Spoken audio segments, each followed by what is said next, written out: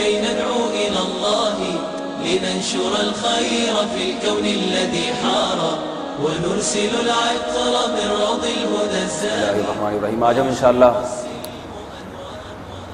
غسل سے متعلق کچھ احکام پڑھیں گے. چونکہ ہمارے ابھی طہارت کا ہی باب چل رہا ہے. غسل کب فرض ہوتا ہے اور غسل کا طریقہ کیا ہے.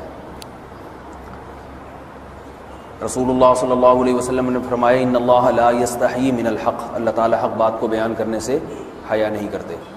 تو غسل کے جو مسائل ہیں ان میں بھی بعض دفعہ کچھ ایسی باتیں آتی ہیں جو بظاہر حیا کے خلاف ہیں، لیکن علم کی ایک بات ہے، سیکھنے اور سکھانے میں حیا اگر کریں گے تو پھر ظاہر ہے ساری زندگی جاہل ہی رہے گا انسان. اور غسل کے مسائل سیکھنا اس لیے ضروری ہے کہ غسل جب فرض ہوتا ہے تو جب تک مکمل غسل نہ ہو آپ کی نماز ادا نہیں ہوتی. رسول اللہ صلی اللہ علیہ وسلم نے فرمایا الماء من الماء، حدیث ہے کہ غسل فرض ہوتا ہے خواہش نفس کے ساتھ جسم سے منی خارج ہونے سے. مرد پہ غسل کب فرض ہوگا؟ جب اس کے جسم سے شہوت کے ساتھ منی خارج ہو. منی بالکل سفید رنگ کی چیز ہے. ایک ہوتی ہے مزی، شہوت پیدا ہونے سے اگر کسی کے مرد یا عورت کے صرف رطوبت خارج ہونا شروع ہو گئی اس سے غسل فرض نہیں ہوتا. جب تک مکمل شہوت پوری نہیں ہو جاتی اور مادہ منویہ خارج نہیں ہو جاتا، چاہے احتلام کی صورت میں ہو یا کسی بھی طرح سے ہو. مردوں کے ساتھ چونکہ یہ بہت زیادہ ہوتا ہے نائٹ فال کی صورت میں، مردوں پر غسل کی یہ صورت بہت زیادہ فرض ہوتی ہے. جیسے ہی بلوغت ہوتی ہے تو احتلام شروع ہو جاتا ہے، ہفتے میں 1 دفعہ 2 دفعہ 3 دفعہ، بعض نوجوانوں کو روزانہ بھی 2 دفعہ ہوتا ہے. جبکہ خواتین میں یہ والے غسل کی صورت بہت ہی کم ہوتی ہے کہ ان کو نائٹ فال ہو یا اس طرح سے غسل فرض ہو. ہزاروں میں کسی ایک عورت کے ساتھ ایسا ہوتا ہے. ایک صورت تو یہ ہے غسل فرض ہونے کی. دوسری صورت کیا ہے کہ جب انسان اپنی زوجہ کے ساتھ ملاپ کرے اور انٹرکورس ہو جائے، چاہے اس صورت میں ڈسچارج دونوں میں سے کوئی ہو یا نہ ہو، لیکن دونوں پہ غسل فرض ہو جائے گا، مرد پہ بھی اور عورت پہ بھی. یہ تو مردوں کے غسل کے فرض ہونے کا. مردوں کے غسل میں ایک چیز یہ بھی ہے کہ اگر آپ نے رات کو نیند کی اور صبح آپ اٹھے اور آپ نے کپڑوں پہ نشان دیکھا، اب آپ کو یہ پتہ نہیں چل رہا کہ یہ منی کا نشان ہے یا مزی کا ہے، تو بھی آپ پر غسل کرنا فرض ہے. یہی سمجھا جائے گا کہ یہ آپ خواب میں ڈسچارج ہوئے ہیں. عورت پر جو غسل فرض ہوتا ہے ایک اور صورت میں ہوتا ہے کہ جب خواتین کو ایام آنا بند ہو جاتے ہیں، حیض یا نفاس سے جب پاک ہو جائیں تو بھی ان پہ غسل فرض ہے. یہ تو غسل کی فرضیت سے متعلق احکام تھے. کچھ چیزیں ایسی ہیں جن میں غسل سنت ہے، فرض نہیں ہے.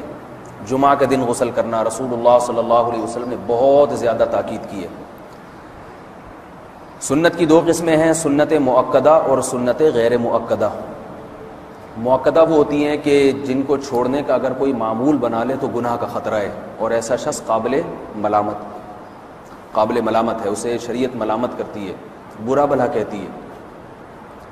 تو غسل سنت مؤکدہ ہے ہفتے میں 1 مرتبہ، چاہے جمعے کے دن ہو یا کسی بھی دن ہو.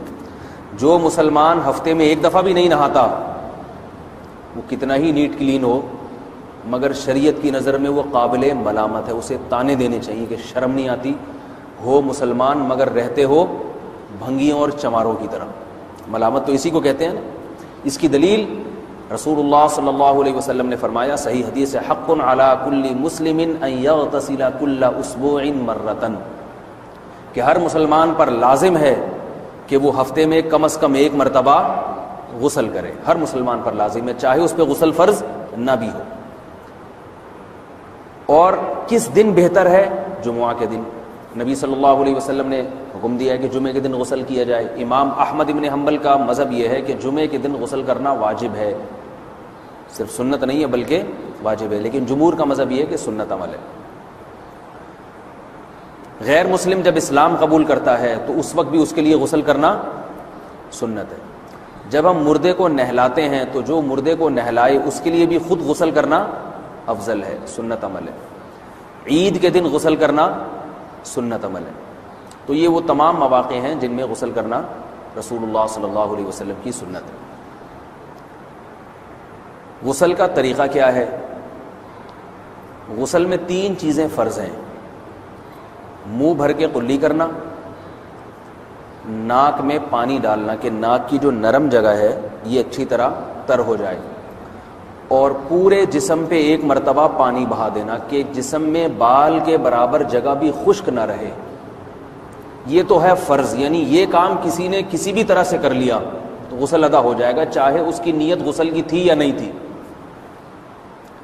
کوئی آدمی چلتا ہوا جا رہا ہے، پھسل کے تالاب میں گر گیا، پورے غوطے کھا کے باہر نکلا، قلی کر لے اور ناک میں پانی ڈال لے تو غسل اس کا ادا ہو جائے گا۔ البتہ چونکہ نیت نہیں تھی لہذا غسل کا ثواب نہیں ملے گا، ثواب نیت کے بغیر نہیں ملتا انسان کو۔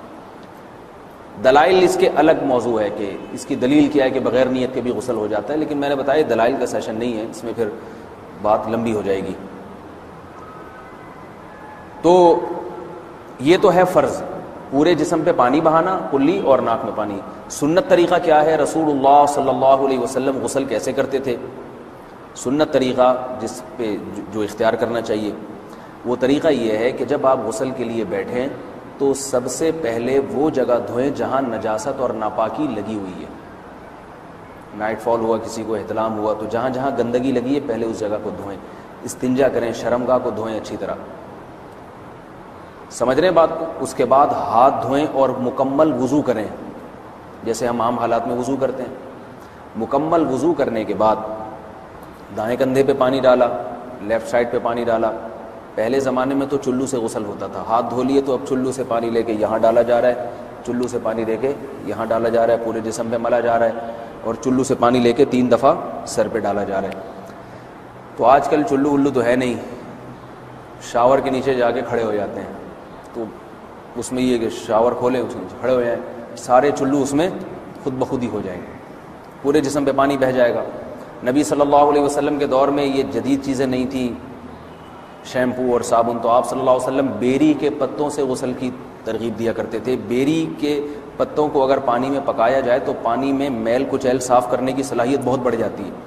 ہمارے زمانے میں اس تکلف کی ضرورت نہیں ہے، صابن ملتے ہیں اس سے نہا لے آدمی، نہایا کریں، بہرحال کہنے کا مقصد یہ آپ لوگوں سے۔ تو یہ سنت طریقے سے غسل ہو جائے گا آپ کا، سمجھ رہے ہیں بات کو؟ سب سے پہلے استنجا کیا، اس کے بعد وضو کر لیا، اس کے بعد غسل کر لیا۔ اگر کسی نے غسل میں وضو نہیں کیا اور ویسے ہی پورے جسم پہ پانی بہا دیا تو بھی اس کا وضو خود بخود ہو جائے گا، اس غسل سے وہ نماز پڑھ سکتا ہے۔ کیونکہ بعض لوگ غسل کرنے کے بعد دوبارہ وضو کر رہے ہوتے ہیں، اس کی ضرورت نہیں ہے، کیونکہ جب غسل کرتے ہیں تو وضو والے اعضاء تو خود بخود اس میں دھل جاتے ہیں۔ یہ ہے غسل کا طریقہ۔ وضو کیسے ٹوٹتا ہے؟ جن چیزوں سے غسل فرض ہوتا ہے ان چیزوں سے وضو تو بہرحال ٹوٹتا ہی ہے، اس کے علاوہ بھی وضو ٹوٹتا ہے۔ اس سے پچھلے لیکچر میں نے کچھ تفصیل بتائی تھی کہ نجاست جسم سے کہیں سے بھی خارج ہو جائے یا نجاست نکل کے بہہ پڑے، اگر قضائے حاجت کی جگہوں سے نجاست خارج ہوئی ہے تو نظر بھی آ جائے وضو ٹوٹ جائے گا، اور قضائے حاجت کے علاوہ جگہوں سے اگر نجاست خارج ہوئی ہے، خون وغیرہ ہے جیسے، تو جب تک نکل کے بہے گا نہیں تو اس وقت تک وضو نہیں ٹوٹے گا۔ سمجھ رہے ہیں بات کو؟ وضو کا طریقہ کیا ہے؟ سب سے پہلے دونوں ہاتھوں کو دھویا جائے، 3 دفعہ کلی کی جائے، مسواک کی جائے، 3 دفعہ ناک میں پانی ڈالا جائے، پھر پورے چہرے کو پیشانی، یہ جو ہے جہاں سے پیشانی ہماری شروع ہو رہی ہے اور تھوڑی کے نیچے، تھوڑی جہاں ختم ہو رہی ہے، اور ایک کان کی لو سے دوسرے کان کی لو تک 4 اعضاء ہیں وضو میں دھونا فرض ہیں۔ 1 چہرہ، نمبر 2 بازو، نمبر 3 سر کا مسا، چوتھائی سر، اور نمبر 4 پاؤں کو دھونا۔ اس کی دلیل قرآن مجید کی مشہور آیت ہے فَاغْسِلُوا وُجُوهَكُمْ وَأَيْدِيَكُمْ إِلَى الْمَرَافِقِ۔ اللہ فرماتے ہیں ایمان والو جب نماز کا ارادہ ہو تو اپنے چہروں کو اور اپنے ہاتھوں کو دھو، سر کا مسا کرو اور پاؤں کو ٹخنوں سمیت دھو۔ دھونے کا حکم ہے قرآن مجید میں۔ البتہ سر کے بارے میں یہ نہیں ہے پورے سر کا مسا کرو، بلکہ آ رہا ہے وَامْسَحُوا بِرُؤُوسِكُمْ، با کا لفظ ہے، با آتی ہے تبعیض کے لیے کہ سر کے بعض حصے کا مسا۔ اب بعض حصے کا قرآن حدیث میں کہیں تذکرہ نہیں ہے، تو اس میں فقہاء کرام کے اجتہادات ہیں۔ امام شافعی فرماتے ہیں تھوڑا سا بھی ٹچ کر لیا سر کو ہو جائے گا، امام ابو حنیفہ فرماتے ہیں نہیں کم از کم 1/4 کا ہونا ضروری ہے۔ سب کے اپنے اپنے دلائل ہیں، ان دلائل میں نہیں جاتا۔ فقہ حنفی کو جو فالو کرنے والے ہیں تو ان کو چاہیے کم از کم 1/4 سر کا مسا، یہ فرض ہونے کے لیے ضروری، مگر سنت کیا ہے؟ پورے سر کا مسا۔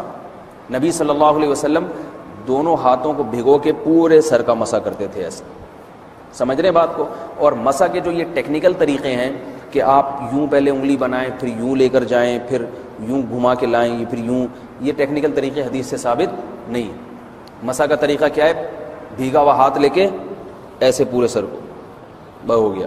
پھر حدیث میں یہ بھی ہے کہ یوں لے جاؤ اور یہ بھی ہے کہ دو واپس بھی لے کر آؤ، دونوں طرح سے ثابت۔ تو ایسے بھی کر سکتے ہیں کہ یوں لے جائیں اور ایسے بھی کر سکتے ہیں لے کے جائیں اور پھر واپس بھی لے آئیں، دونوں طریقے جائز ہیں، لیکن کم از کم سنت اتنی ہے کہ پورے سر کا مسح ہونا چاہیے۔ بعض لوگوں کو شو مارنے کا شوق ہوتا ہے، اگر وہ واپس لائیں تو بال ان کے خراب ہو جاتے ہیں، کہتے ہیں یار یہ پھر مسئلہ خراب ہو جائے گا، تو پھر ایسے لوگ صرف یوں ہی لے جائیں کافی ہے۔ افضل تو یہ کہ یوں بھی لے جائیں یوں بھی لے جائیں، دونوں طرح سے صحیح ہے، بہرحال دونوں حدیث سے ثابت ہیں۔ سمجھ رہے ہیں بات کو؟ اور یہاں ایک اہم مسئلہ بتا دوں، قرآن مجید نے پاؤں کو دھونے کا حکم دیا ہے، پاؤں پہ مسح کرنے کا حکم نہیں دیا، اور حدیث میں خفین پر مسح کرنے کا حکم ہے۔ تو قرآن اور حدیث کو فقہاء نے جمع کیا ہے، لہذا وہ موزے جن میں آسانی سے پاؤں دھوئے جا سکتے ہیں ان میں چاروں ائمہ کے نزدیک پاؤں پہ مسح کرنا جائز نہیں۔ سعودی عرب میں جو بعض سلفی حضرات اور یہاں ہمارے ہاں بھی اہل حدیث حضرات نے عام موزوں پر بھی جو مسح کی ایک روایت ڈال دی ہے، اسلاف میں، تابعین، تبع تابعین میں اور چاروں ائمہ کے مذاہب میں اس کا ثبوت نہیں ملتا۔ اگر اسلاف میں کوئی قائل بھی ہے تو ایک شاذ قول، اکا دکا قول ملتا ہے، ورنہ یہ ائمہ اربعہ کے مذہب کے خلاف ہے، اور جو احادیث جو نقل ہوتی ہیں صحیح سند کے ساتھ ان کے بھی خلاف اور قرآن کی آیت کے بھی خلاف ہے۔ اس لیے کسی نے عام ساکس پہ اگر مسح کر لیا، جو عام طور پہ آفس پہن کے جاتے ہیں لوگ، اس میں تو پاؤں آپ اگر ساکس کو پانی کے نیچے رکھیں پورا پاؤں دھل جائے گا آرام سے، تو وہاں کیا ہو رہا ہے کہ قرآن مجید کے حکم کی مخالفت لازم آ رہی ہے، آپ پاؤں دھو نہیں رہے۔ تو اس لیے ہم یہ سمجھتے ہیں کہ اس صورت میں نماز ادا نہیں ہوگی۔ سعودی عرب میں بعض سلفی حضرات نماز پڑھاتے ہیں، وہ ایسے ہی کرتے ہیں کہ عام ساکس پہ مسح کر کے نماز پڑھا لیتے ہیں۔ تو فتویٰ اسی پر ہے کہ ان کی اگر کسی کو یقین ہے کہ اس نے عام ساکس پہ مسح کر کے نماز پڑھائی ہے تو اس کے پیچھے نماز ادا نہیں ہوگی، کیونکہ قرآن کے مطابق اس کا وضو ہوا ہی نہیں ہے۔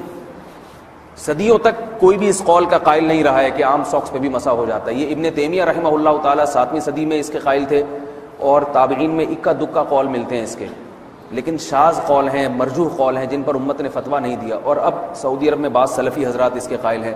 ہمارے ہاں اہل حدیث حضرات بھی چونکہ اکثر سعودی عرب کے سلفی حضرات ہی کو فالو کرتے ہیں، تو انہوں نے بھی وہیں سے یہ فتویٰ لیا ہے۔ لیکن ائمہ اربعہ کے مذہب میں اور دلائل کے لحاظ سے دیکھا جائے تو یہ مذہب کمزور ہے۔ قرآن نے پاؤں کو دھونے کا حکم دیا، آپ دھوئیں گے پاؤں جب تک دھونا ممکن ہے۔ چمڑے کے موزے ہیں ان کو دھونا ممکن نہیں ہے اتارے بغیر، لہذا ان موزوں کے اوپر مسح ہو جائے گا، تو اس سے قرآن پر بھی عمل ہو جائے گا اور حدیث پر بھی عمل ہو جائے گا۔ اس لیے ائمہ اربعہ نے جو قرآن و حدیث کو سمجھ کے جو فیصلہ کیا ہے اس پہ چلنا ہمارے لیے زیادہ مفید ہے بنسبت آج کل کے جو علماء ہیں ان کی اپنی ذاتی آراء پر۔ اس لیے یہ بھی ایک وضو سے متعلق اہم مسئلہ تھا، سمجھ رہے ہیں؟ باقی تو ماشاءاللہ وضو کرنا سب کو آتا ہی ہے۔ اور وضو کے بعد دعا کیا ہے؟ کلمہ شہادت، اشہد ان لا الہ الا اللہ وحدہ لا شریک لہ اشہد ان محمدا عبدہ ورسولہ اللہم اجعلنی من التوابین واجعلنی من المتطہرین۔ اے اللہ تو مجھے بار بار توبہ کرنے والوں میں شامل کر دے اور بار بار پاکیزہ رہنے والوں میں شامل کر دے۔ توبہ اس لیے کہ میں نے ظاہری طہارت تو حاصل کر لی، مجھے روحانی طہارت بھی عطا کر دے۔ اگر میں نے گناہ کی ہوں تو مجھے ان سے بھی توبہ کی توفیق عطا فرما لے، تاکہ اس لحاظ سے بھی میرا وضو ہو جائے، اس لحاظ سے بھی میں پاک ہو جاؤں۔ سبحانک اللہم و بحمدک، نشہد ان لا الہ الا انت، نستغفرک ونتوب الیک۔ اللہ اللہ اللہ اکبر، لا الہ الا اللہ۔